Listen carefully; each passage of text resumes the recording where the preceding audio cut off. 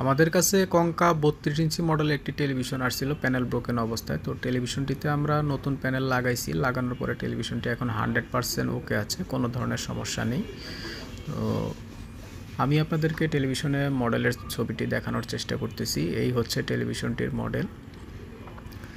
তো এই ধরনের সেবা নিতে চাইলে সরাসরি আমাদের শপে এসে দেখে লাইভ সেবা নিতে পারেন।